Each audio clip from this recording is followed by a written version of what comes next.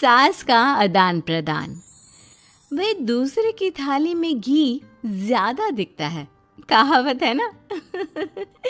तो उसी कहावत से प्रेरित होकर ये कहानी सुने। मीरा अपनी सहेली सीमा से कहती है, क्या रे सीमा, तेरे जैसी सास भगवान सबको दे।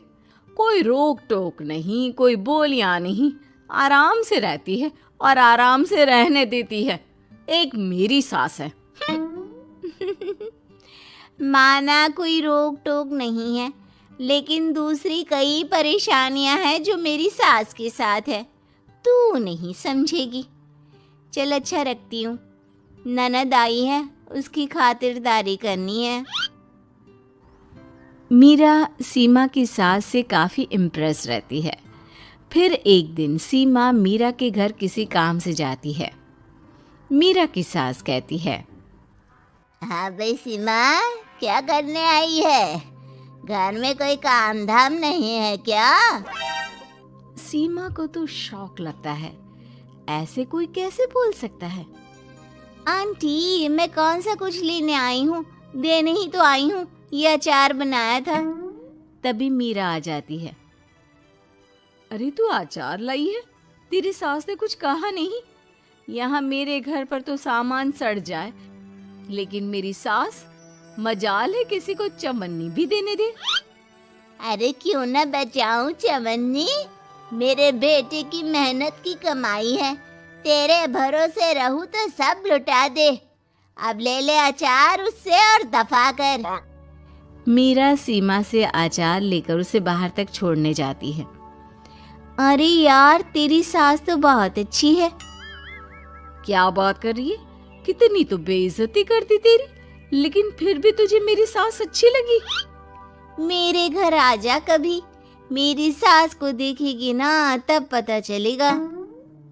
अरे इससे ज्यादा बुरा क्या हो सकता है।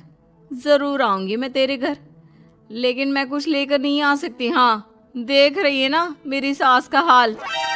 हाँ हाँ, कुछ न लाना, मैं तो कहती हूँ खाली झोला ले आना बस। सीमा चली जाती है। फिर क्या, दोनों अपने काम में लग जाती हैं।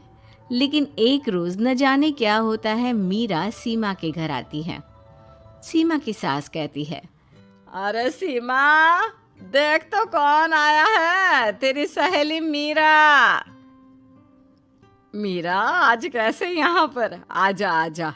और ये हाथ में क्या है तेरे? क्या मतलब? कुछ नहीं आंटी जी, ये तो खाली थैला है। वो क्या है ना, मंडी जा रही थी तो सोचा मीरा से मिलती चलूं। अरे काहे को मंडी जाना, कल ही मेरा बेटा सब्जी लेकर आया है। अरे मीरा, जरा सीमा का ये थैला तो भर दे। मीरा घबरा जाती है। अरे नहीं नहीं माँ जी, बिल्कुल नहीं, मैं कुछ नहीं ले सकती। हम लोग ना अलग सब्जियां खाते हैं। खैर, मीरा सब्जी तो नहीं लेती, लेकिन सीमा की सास तो न जाने क्यों कद्रदान हुई रहती है। अरे मीरा, जरा चिकन मटन बना ले, तेरी सहेली आई है। मैं फोन कर देती हूँ, वो दे जाएगा। और सुन, मिर्च जरा तेज कर देना। लेकिन मीरा तीखा नहीं खाती है माँ जी। अरे खाना चाहिए। अब सी करेगी ना तो नाक का सारा कचरा भी निकल जाएगा। हाय रे, कितनी अच्छी है तुम्हारी सास। हाँ, तभी आसपास के सारे यहाँ खड़े हो जाते हैं सुबह से ही। अभी 2 मिनट रुक ना, खुद पता चल जाएगा। तभी पड़ोसन आती है। अरे बहन जी, चाय का वक्त हो गया, सोचा चली आऊं आपके घर। अरे क्यों नहीं, क्यों नहीं। वो क्या है ना, बहू की सहेली आई है तो चिकन बन रहा है, वो भी लेती जाना। मैं जरा ज्यादा ऑर्डर कर देती हूँ। और हाँ बहू, पकोड़े भी तल ले चाय के साथ। जा जा मीरा बेटी, सीमा की मदद कर दे जरा। मीरा सीमा के पास किचन में जाती है, जहाँ सीमा सास को कोस रही होती है।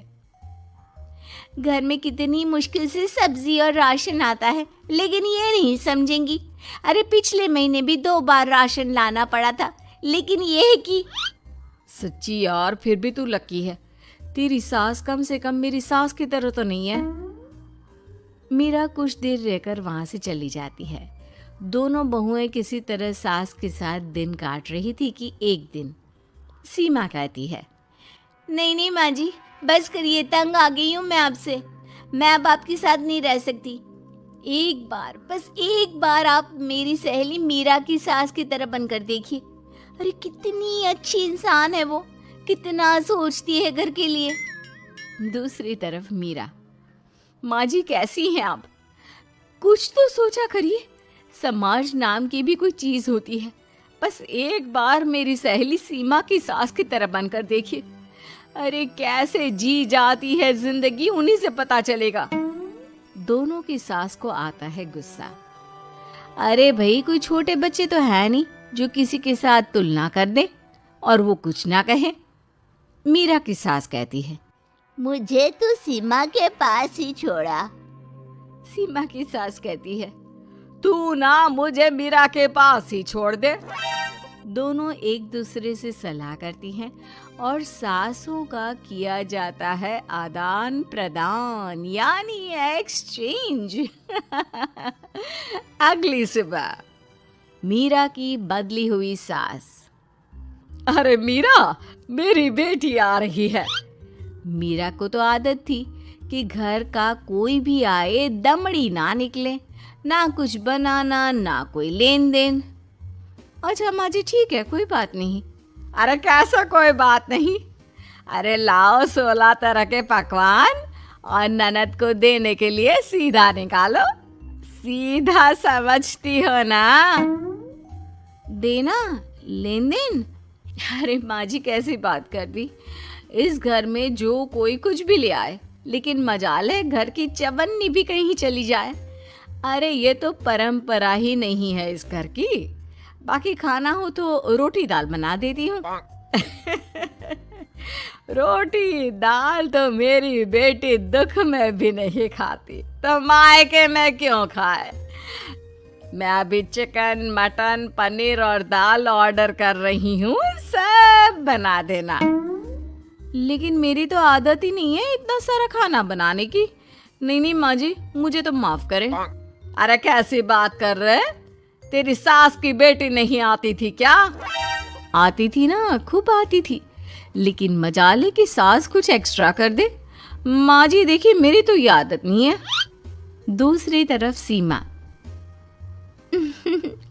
माँ जी, वो मेरे मायके से लोग आ रहे हैं, तो मैं जरा उन लोगों के लिए कुछ बना लेती हूँ।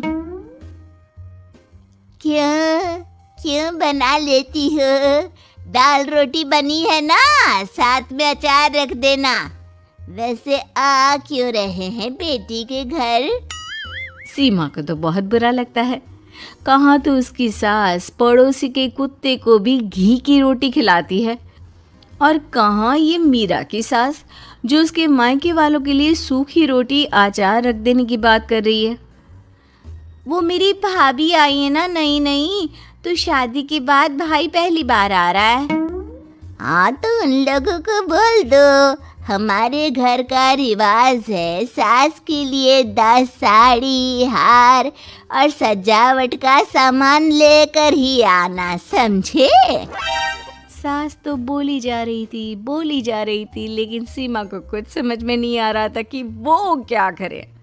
सीमा का पति, अरे सीमा क्या हो गया? तुम्हें तो माँ से बिल्कुल ऑपोजिट चाहिए थी ना।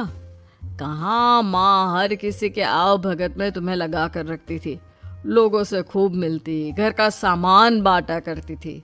अरे याद है ना, तुम्हारे घर वाले आते थे 1 पैकेट लेकर और जाते थे पूरे 10 थैले के साथ। अब आएंगे 10 पैकेट लेकर और जाएंगे खाली हाथ। सही है। नहीं नहीं, मुझे नहीं चाहिए ऐसी सास, ये सब तो मुझे पता ही नहीं था। सीमा घबराकर मीरा की सास को लेकर उसके घर जाती है, जहां मीरा, सीमा ले जा अपनी सास भाई। हाँ हाँ, मैं भी तेरी सास वापस ही देने आई हूँ। चलो मम्मी जी, मेरे लिए तो आप ही सही हो।